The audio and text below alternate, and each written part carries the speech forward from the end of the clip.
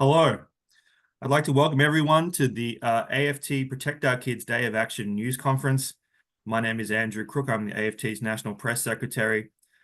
Today's press conference will kick off more than 1,000 Protect Our Kids Day of Action events and countless social media actions around the country to fight back against Donald Trump and Elon Musk's cruel cuts to public schools.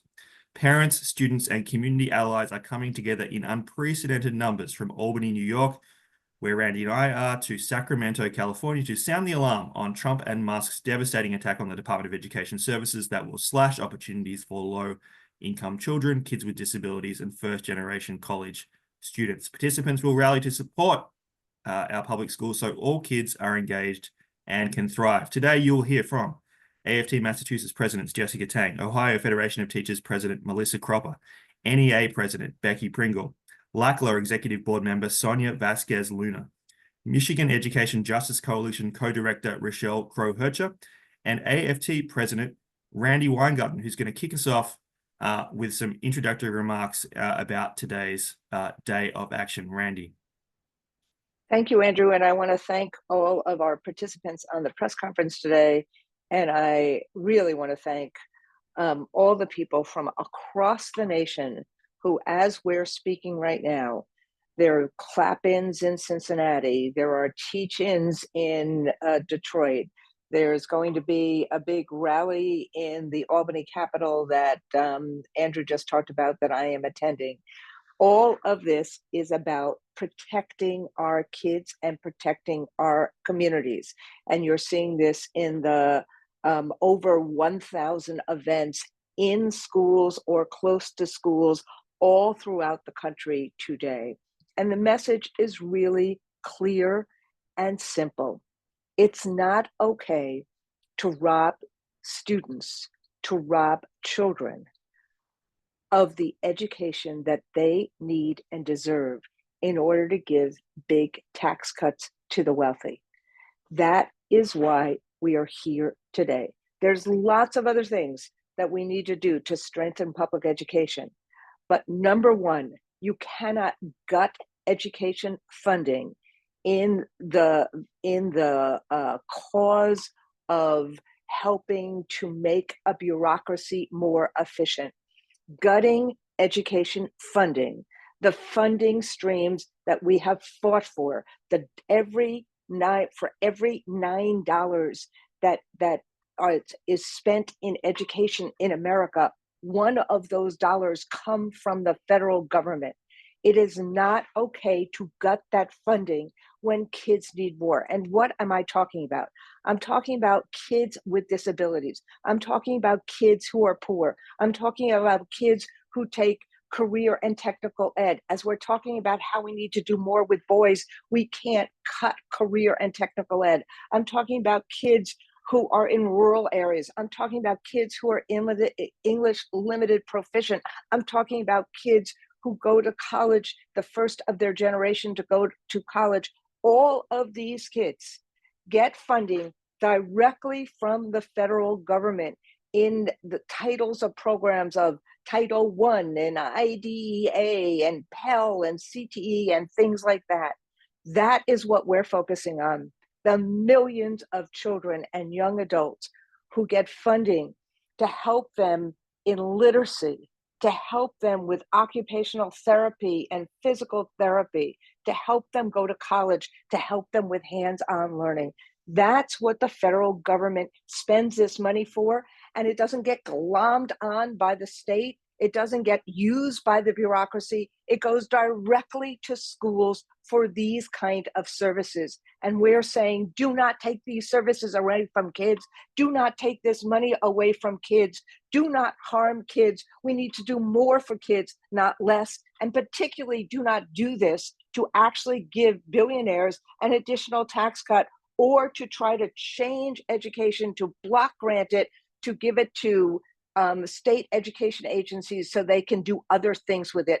We need these services for kids. That is why all throughout the country today, you see parents and teachers and young adults and community activists standing together to say, we are protecting our kids. We are fighting against the gutting of federal educational funding. Thank you. Thank you, Randy. We will have at the end, we'll have a Q&A portion and ask you just to raise your virtual hand to ask a question. I will unmute you. When we get to that portion, please just give your name and outlet. And I also just want to remind everyone that this press conference is on the record. So we're now going to hear from AFT Massachusetts President Jessica Tang. Thanks so much. And, we are thrilled in Massachusetts that dozens of schools and community partners are partaking in actions today. I was at 2 walk-ins already this morning, and I know that we have also after-school actions that are taking place, and then a virtual town hall tonight that we have hundreds of people who've registered for. And what we're seeing and hearing is that our families and our educators really are concerned about what's happening to public education and really want to help get out the word about what's at stake.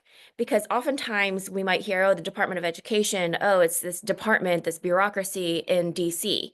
Well, this department actually does, again, provide federal funds that provide essential services for everyone here locally, and not just here locally in Massachusetts, but across the nation. But just to give you a sense of what's at risk, 183,000 students with disabilities would lose support they receive through IDEA, which is the federal funding that supports students with disabilities. And 41,000 infants and toddlers would lose funding that allows them to receive early intervention. I was with one of our paraprofessionals this morning who works in the library and works specifically on literacy intervention. And a lot of these positions, again, are funded by these federal grants. And then overall, $206 million in Title I funding would be stripped from schools in Massachusetts. And we're already facing budget cuts, and we're already trying to figure out how we maintain the services that we currently have for our students. And so the energy was great today, and we were just thrilled that, I think we had a goal of just, a few dozen, even nationally. I think we were just focused on, 25 to 50 states. But at this point, I think we've lost count. It was over 900 events that were planned in just, I want to say, less than 2 weeks, really in a week's time, which shows just how much educators and families and community members really care about our schools and are ready to take action to protect our students in our schools, because we need these services and we need the support of the federal government to be able to provide all of our services that our students deserve.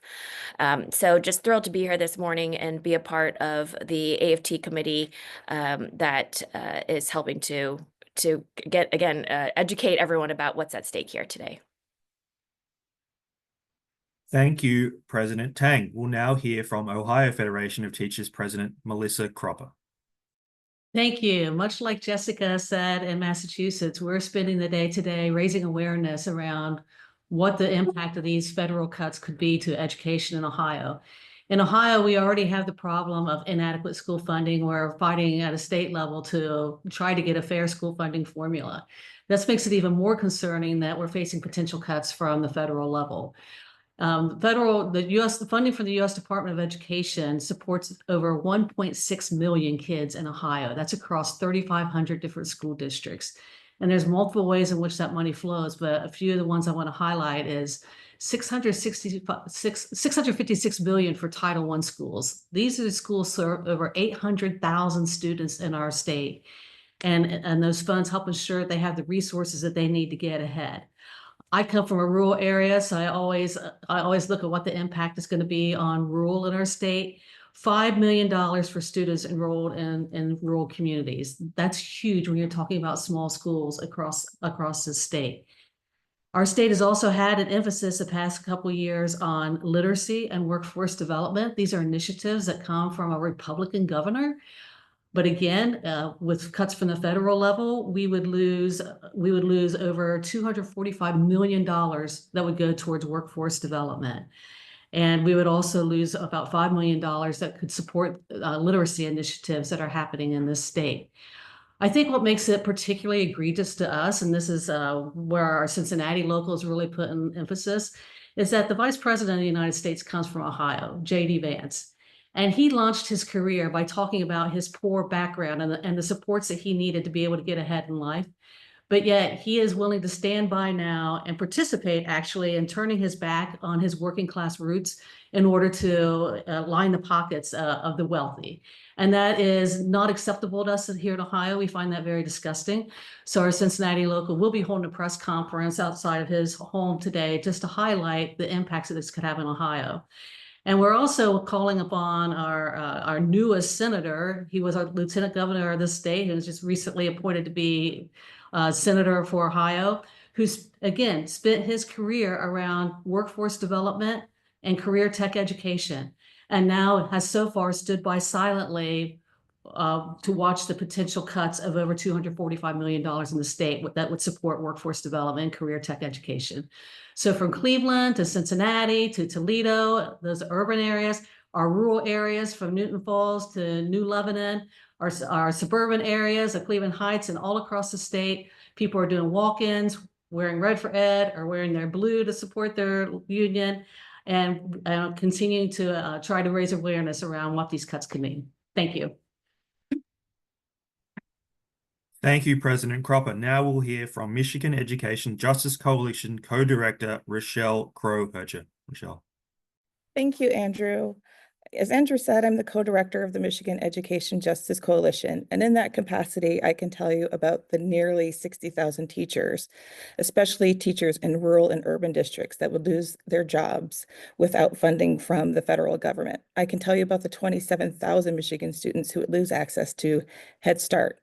But more importantly, I'm also a mom of two beautiful children who have received special education services in their public schools.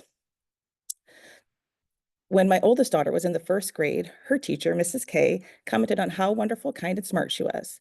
But she noticed some disfluency is the technical word, hesitation, and repeating herself more than normal.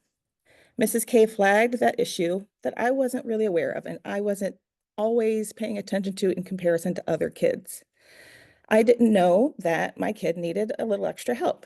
For the following 7 years, my daughter received special education services in the form of speech and language therapy in her school. This wonderfully compassionate child is now in the 8th grade, and she loves theater and choir and debate. And most people don't even know that she had a stutter. My youngest daughter is now in the 3rd grade, and she had a speech delay. She was 3 years old when she began to receive speech therapy for a language delay from our local school district. She is now the life of the party and constantly making jokes, and she never stops talking. It's a running joke that we were worried about her never speaking, and now she never stops speaking. Both of my children are flourishing because of the special education speech intervention that they received from our public schools. Because of what my children went through, I became more involved, and I decided that I needed to make a difference, and it's become my life's work. As the co-director at MEJC, I talk to families across Michigan whose children need that extra little bit of help to be their best selves. I get to talk to parents whose children have IEPs or receive special education services, and they are all concerned. Whether they live in Detroit or Shelby Township, Onaway, Grand Rapids, every parent of children with disabilities is concerned about funding for education, but particularly special education. These parents also know and recognize that it's the Department of Education that helps protect our kids and their rights to a public education. And the worry is that without funding or the department, special education services will cease to exist for families like mine. No billionaire's tax break is worth sacrificing the education of our children. And this is why MEJC is calling for folks from across Michigan and across the country to learn and share more about the real impacts of these things on families like their own. And in Michigan, we invite folks to visit our website and sign up to host a community conversation to talk about those things. Today, we are in Lansing, and we are working with organizers and parents about how they can make a difference in their local school district. We will keep fighting for full and equitable funding for all students in Michigan, no matter their zip code and no matter their abilities. So don't be surprised if you all see me in DC or in the halls of our Capitol building in Lansing and at the offices of all of our elected officials across the great state of Michigan. Thank you, Rochelle. Now we'll hear from LACLA Executive Board Member Sonia Vasquez Luna. Hola, buenas tardes, hermanos y hermanas. Mi nombre es Sonia Vázquez Luna. I am a member of the LACLA National Executive Board, a business manager for La Una Local 572, and a member of the Manassas City Council in Northern Virginia. In my city, Latinos are the minority group. Our schools have 70% of the students that are Latinos. But most important today, I stand before you as a mother of 2 children who attend public schools.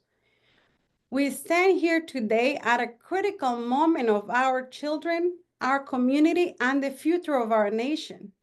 It is no secret that President Trump and his allies want to dismantle the U.S. Department of Education. But let's be clear, it isn't about dismantling an office right here in Washington, D.C. This is about stripping away the resources of our children, particularly English learners. The English learners' language dependent to succeed. Right now, more than 1 in 3 English learners live in poverty. They are disproportionately represented in Title I, schools that rely on federal funding to close opportunity gaps and provide the academic support these students need. Cutting Title I funding means cutting the programs that help our kids learn English, succeed in school, and ultimately contribute to our economy. I imagine classrooms in the Northern Virginia with even fewer teachers, overcrowded with students struggling to get the attention they need. Picture English language learners in our community left without bilingual support. Their voices unheard in a system that no longer prioritizes their success. I can envision school counselors and social workers, essential lifelines for students navigating both language and cultural barriers, being let go, leaving Latino families without the guidance they relied on. This isn't just a distant policy decision, it is a direct attack on the future of our communities. Latino students are failing not due to lack of talent or ambition. Their government, our government, is failing them by deciding their education is not worth the investment. Why is this happening? Why are they so eager to gut the Department of Education? To give tax breaks to corporates and billionaires that they don't need? To line the pockets of the wealthy at the expense of our children's future, at the expense of our country? We cannot stand by as they rob our kids their right to learn, grow, and thrive. That's why we are marching today, because our children deserve more than reckless policies and broken promises. They deserve a chance. LACLA stands with the students, parents, and educators. We stand with 1 million of English language learners fighting for a first shot at the American dream. And we will not back down. Now it is the time to raise our voices. Now it is the time to fight back, because when you attack our children, education, you attack our future. And we will not let that happen. It is time for solidarity, because our Department of Education is on the attack, and we need to protect our nation, our future leaders, our kids. Thank you, Sonia. Now we'll hear from NEA President Becky Pringle.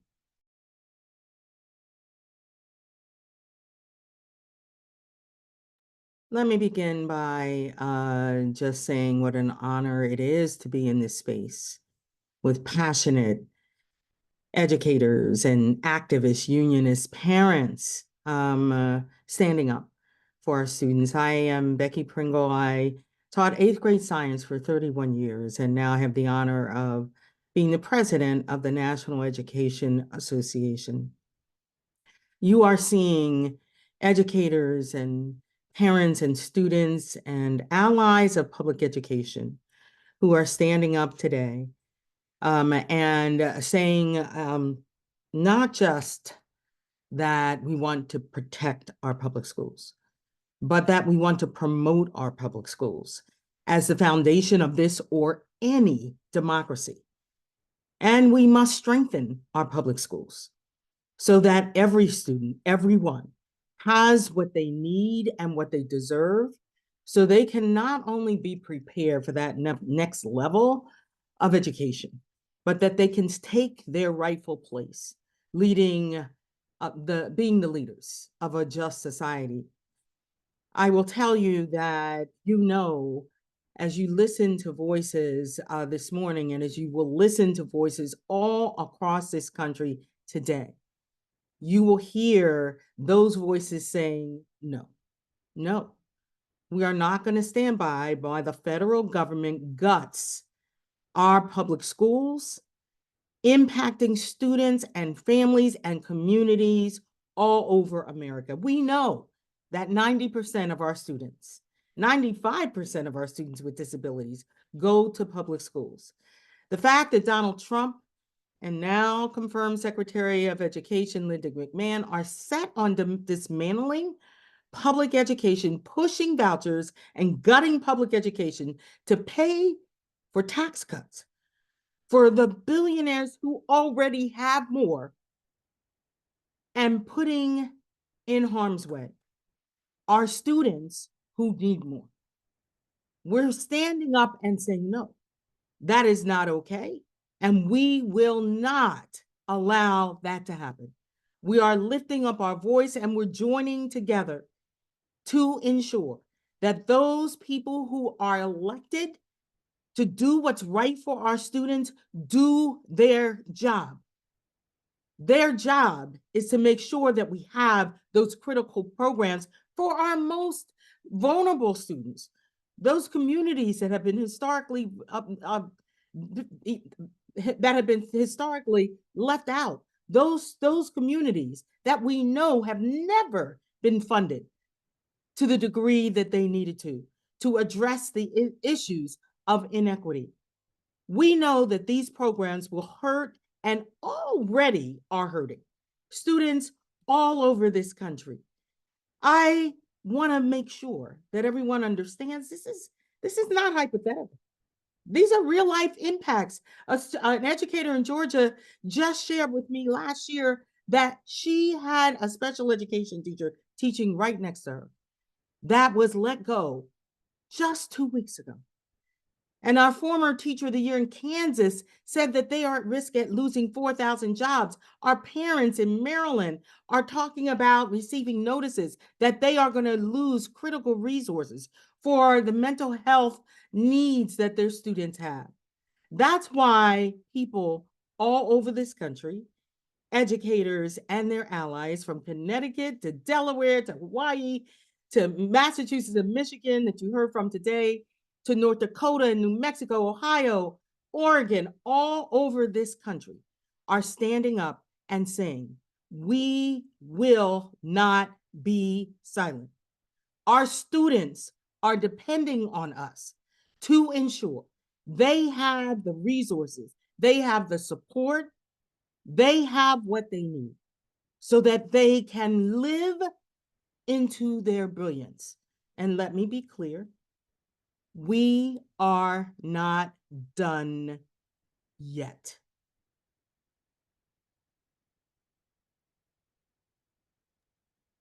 Thank you, Becky. And thank you, everybody. Now we'll go to a Q&A. So if you are a reporter as an attendee, you can raise your virtual hand and then I will allow you to talk, which is quite an Orwellian function here on Zoom, but I will allow you.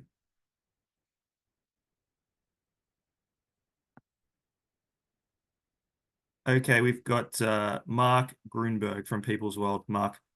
Good morning, everybody, and thank you. I was listening to Stacey Davis Gates in Chicago earlier this morning before their walk-in at Mendoza Elementary School. She made a very interesting point, which I want you all to elaborate on. And she said, and I quote, "In order to protect children in Trump's America, you need to have a coalition force." That tells me we need a broad, very broad coalition. So I was wondering if everybody here, especially President Pringle and President Weingarten, could talk about how and where and when you're constructing this broad coalition force that Stacy talked about.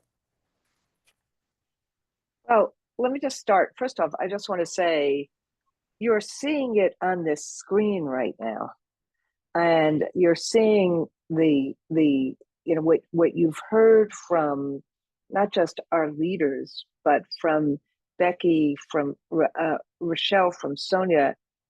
We all represent communities, including children and working families, that are coming together like never before. You're seeing it in terms of the number of actions that are happening. In my history as the AFT president, Jessica Tang said this, we have never had so many actions created in such a quick period of time because people care about this issue. They want, and Becky said it, they want working folks to be the priority of the Trump administration, not reckless DOGE cuts, not taking people's individual private information from Social Security or from, education, not cuts to Medicaid, not talking about Social Security as a Ponzi scheme, not cuts to Medicare, not cuts to food assistance, not cuts to farmers, not cuts to veterans, and certainly, as you're seeing today, not cuts for essential services that kids get and need from the federal government.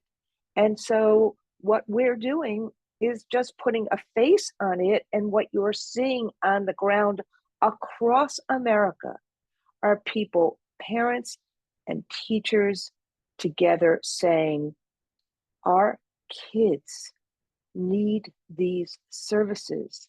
We cannot cut them. I think that that's a pretty big coalition force.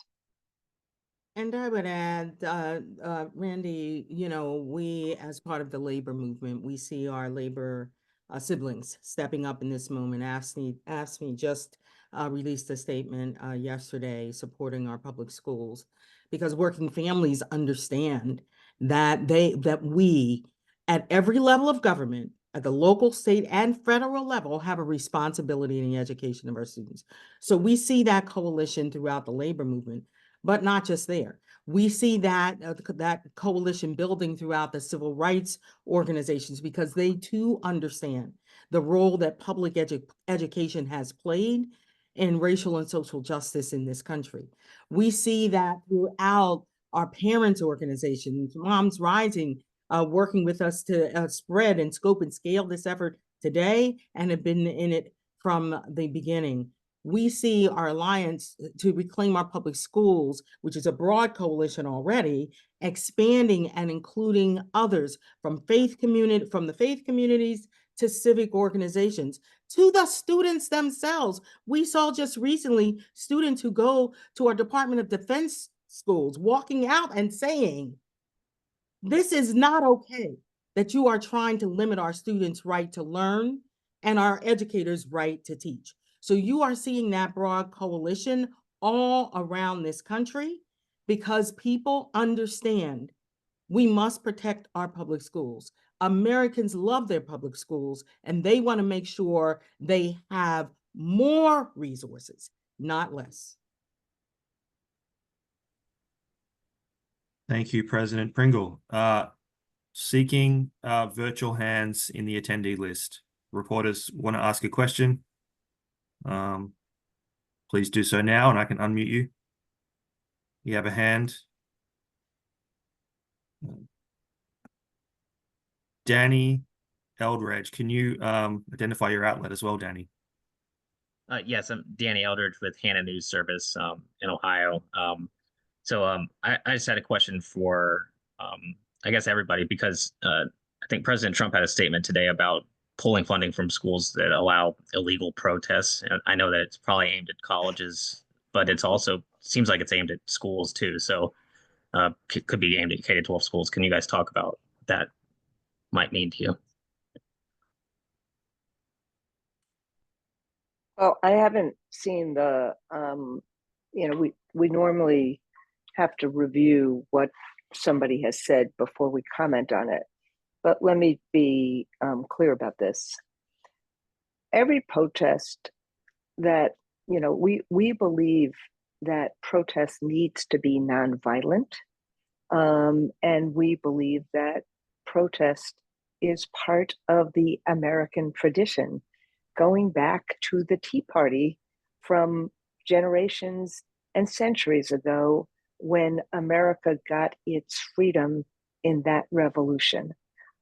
So we, what is good for Elon Musk in terms of his free speech rights should be good for every other American in terms of their right to protest their government, regardless of ideology.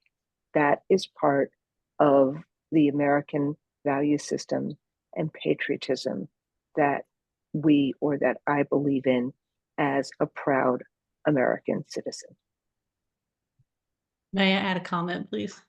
I also want to point out what's happening today is we've got educators meeting children at the doors of schools and clapping for them as they walk in to show their support for them, and passing out flyers to parents and other community members to talk to them about how education is funded and why it's important that we make sure these funds happen.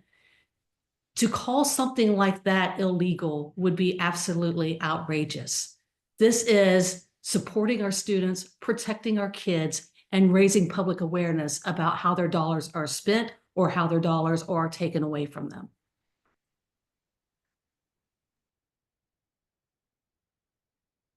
Okay, we have Michael Puente from WB Easy, I believe. Can you hear me? You can hear me? Yeah, this is WBZ Michael Puente in Chicago. Here in Illinois, the governor and lawmakers are saying that Illinois will continue to teach DEI and push that initiative in the public schools. Is that a fight that should continue right now? I mean, there's so many things going on right now with these schools, but is that a fight that public schools should continue to do, despite everything else that's happening with the federal government when it comes to federal funding? Well, that's not what I actually heard the governor say.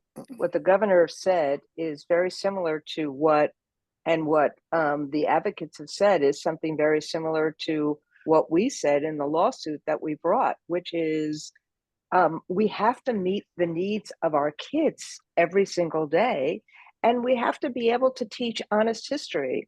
And so, somebody may suggest a mnemonic or an initial for that, but that's what we are trying to do, and that's what seems to have been attempted to be stopped by the February 14th Dear Colleague letter, which then was somewhat retracted a few days ago. So the confusion, and I'm sure that Becky and Melissa and Jessica have a lot more to say about this in addition to what I'm saying. The confusion is creating a lot of chaos and confusion for school teachers in terms of what are we supposed to do and what are we supposed to do morally and what are we supposed to do legally. And it goes back to what Melissa just said before, which is in America, we have the right to talk about what our kids need. And that's what people are doing today. And that's what we're trying to do when we talk about opportunity for all. Some people see opportunity for all as a diversity, inclusion, and equity initiative. It comes directly from the Constitution and the Declaration of Independence. That's who America is. So I'm not sure when people throw out these mnemonics or these initials or try to create fear, what they're doing. But what teachers are trying to do every day is to teach kids and to create opportunity. That's what I heard Illinois say. And Wendy, I'd add that, you know, the exact, or pick up from where you ended there. The fear and the chaos and the confusion is by design. It's by design. So let's be clear about that. And we as educators, all of us, we understand that it is the importance of our students having both those windows so they can see themselves, the mirror so they can see themselves, as well as those windows so they can see each other. You're right, Mandy. It's we the people, right? It's we the people. All of us deserve that right. And that is what our public schools and the people who have dedicated their lives to teaching and nurturing and feeding and driving and nursing and counseling them are dedicated to doing, making sure that all of our students see the richness of the diversity and the unique richness of the diversity of this country, not only honoring its history, both the times when they lived up to the promise of America and the times when we didn't, but the impact of that history on what is happening right now. Our students deserve information so that they can be those critical thinkers, those collaborative problem solvers to solve the wicked problems that they are encountering now and they will encounter in the future. And that is what educators all over this country have dedicated their lives to doing. And sorry. No, go for it. Go for it, Jessica. yeah, no, I just wanted to say too, you know, I was really proud that our governor also said that we are going to stay the course in Massachusetts here. But I also think that we have to understand that the acronyms that are thrown out, DEI, CRT, they're all distractions because they're not even being used correctly in their definition. Because DEI is about inclusivity, right? It's about accessibility. That includes students who are in wheelchairs. So if we're supposed to ignore DEI, are we supposed to we're supposed to ignore making sure that our buildings are accessible to students in wheelchairs, for example? If we're going to ignore DEI, then are we going to be ignoring bullying that happens sometimes based on someone's race or if they're an immigrant? I mean, we can't ignore the reality that there are differences amongst our students. And as educators, it is our responsibility to make sure that schools are safe and welcoming for all.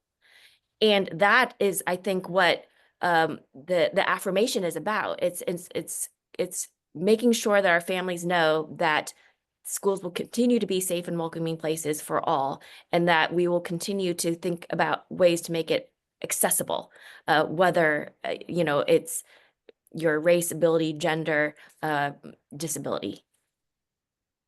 And if that's illegal, I think we have serious problems.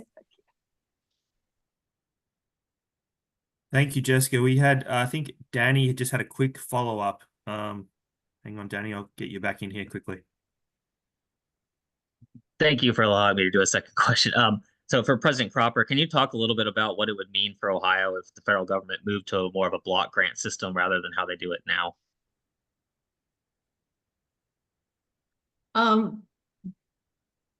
Yes, I mean, the way it's done now, the money flows to specific areas. Like we mentioned, there's money that flows to Title I, there's money that flows to career tech education, there's money that flows in rural areas.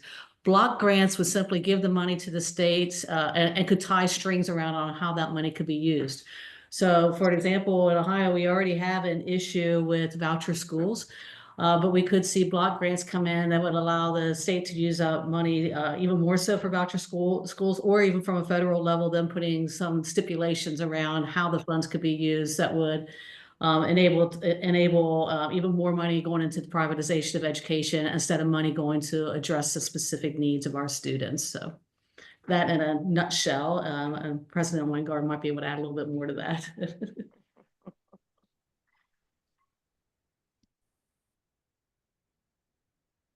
I mean, I just, these are very special. We have fought very hard for these funds that are all part of opportunity for young people. And we have fought very hard for them not to be glommed on or taken by other interests, including, even other state interests for other things that are, important to a state. So these go directly to kids that need them in a whole array of services, as you've heard today. And so we are fighting to keep that funding for kids. And the effect of not having it, of it going to a block grant or it being taken directly for tax cuts, means that for a local school board or a local school to want to keep it, they'd have to increase property taxes to keep those services. And so, this is basically robbing Peter to pay Elon. And so it's just really crazy that we would do this to our school children. Kids really need this funding. And we've fought for years to make sure they get it.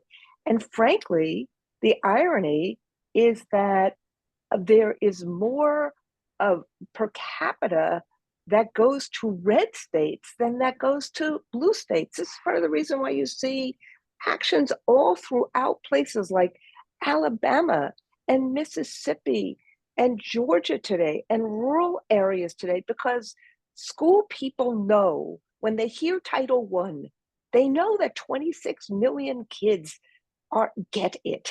When they hear IDEA, they know that kids with disabilities get it. And 95% of kids with disabilities go to our public schools. So what we're all doing is standing in the breach against people who don't know about schools, who don't know about how to educate children. And we're saying, don't take away one of the anchors that we need to educate our young people.